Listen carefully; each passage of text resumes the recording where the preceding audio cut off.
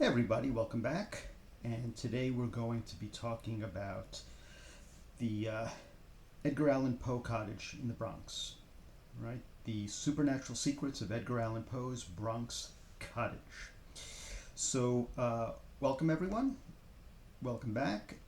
And we're stepping back in time into the humble abode of one of literature's darkest and most enigmatic figures. We're talking about a place where genius wrestled with despair, love with loss, and where some say the veil between worlds is exceptionally thin.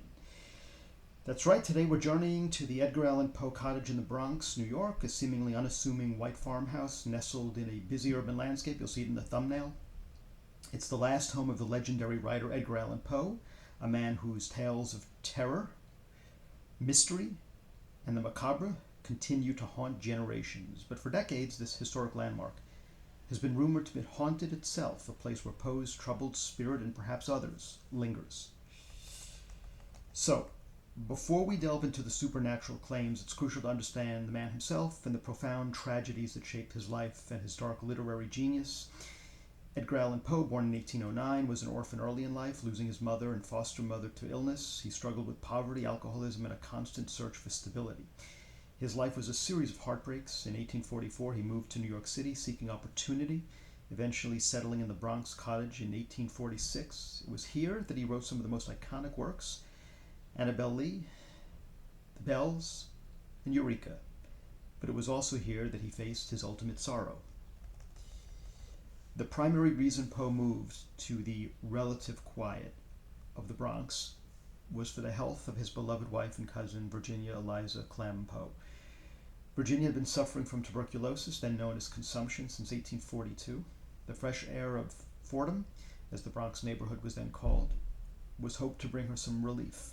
Sadly, it was not to be. In the small, cold bedroom of that cottage, Virginia passed away on January 30th, 1847, at the tragically young age of 24. Her death utterly devastated Poe, plunging him into an even deeper abyss of grief and despair. Many of his later works, including the haunting poem Annabel Lee, are widely believed to be tributes to her.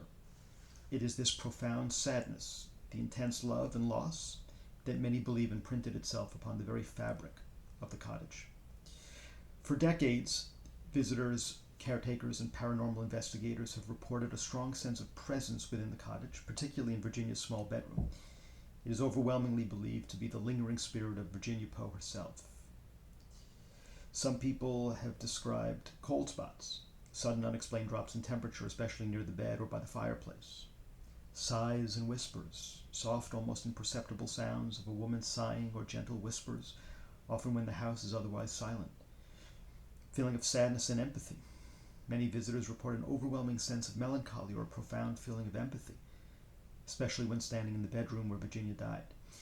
And apparitions, while rare, some visitors have reported fleeting glimpses of a pale young woman often seen in the bedroom or near the fireplace where Poe reportedly piled his coat on Virginia to keep her warm in her final days. These accounts paint a picture of a gentle, sorrowful haunting, a spirit perhaps still tied to the place of her suffering and the man she loved so dearly. While Virginia is the most frequently reported spirit, many also believe that Edgar Allan Poe himself continues to wander the halls of his final tragic home.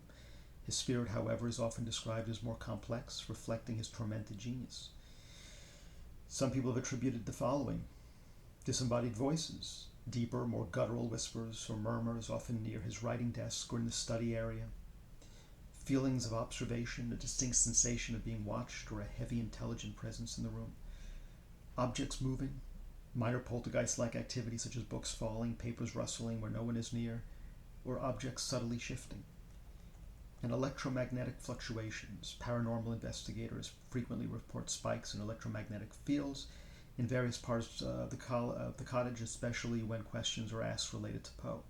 Some theorize that Poe's spirit is restless, still struggling with his demons, or perhaps even trying to communicate his unfinished thoughts from beyond the grave. Over the years, countless paranormal investigators, both amateur and professional, have flocked to the Poe Cottage, hoping to capture evidence of its spectral residence. Many teams report compelling results. EVPs, electronic voice phenomenon, recorded voices on digital recorders, often faint and fragmented, but sometimes interpreted as responses to questions asked by investigators. Some claim to have captured Virginia's soft sighs or Poe's gruff murmurs. EMF readings, electromagnetic field readings, consistent and localized spikes in electromagnetic fields, often in areas where activity is reported, which some believe are indicative of spiritual energy.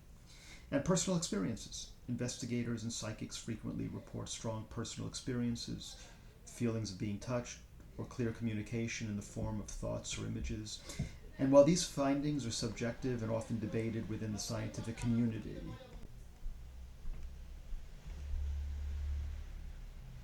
for those who believe, they offer powerful validation of the cottage's haunted reputation. Of course, with any claims of the supernatural, skepticism is vital. There are many conventional explanations for the phenomena reported at the Poe Cottage. Old houses often have drafts, creaking doors, floors, setting timbers, and unusual acoustics that can create sounds and temperature fluctuations easily mistaken for paranormal activity. Knowing the tragic history of Poe in Virginia, visitors might be predisposed to interpret ambiguous stimuli as paranormal. The power of suggestion can be immense. Psychological impact. The intense atmosphere of grief and despair that permeates Poe's history and the cottage can invoke strong emotional responses in sensitive individuals, which might be mistaken for an external presence. Visitor expectations. People visit haunted locations expecting to experience something, which can lead to misinterpretation of normal occurrences. Natural electromagnetic field sources, electrical wiring, cell phones, or even geologic activities and factors can cause EMF spikes that have nothing to do with spirits. Skeptics argue that while the cottage is undoubtedly a place of profound historical and emotional significance, the hauntings are more likely products of human psychology and the natural characteristics of an old building. Whether you believe in ghosts or not, the alleged supernatural occurrences of the Edgar Allan Poe Cottage add another layer to the mystique of one of America's most influential writers. It's a place where his genius blossomed and where his greatest sorrow took root. Perhaps the lingering presences are not literal ghosts, but rather the echoes of intense human emotion, a spiritual imprint left by profound love, devastating loss, and tortured genius. It's a testament to the power of human experience and how profoundly it can resonate through time and space. The Poe Cottage stands as a powerful reminder of the man himself and the enduring questions about life, death, and what lies beyond that he so masterfully explored in his own chilling tales. So what do you think? What do you think about the alleged hauntings of the Edgar Allan Poe Cottage? Have you ever visited and experienced anything unusual? If you have, share your thoughts in the comments below, and I look forward to speaking to you the next time. Take care.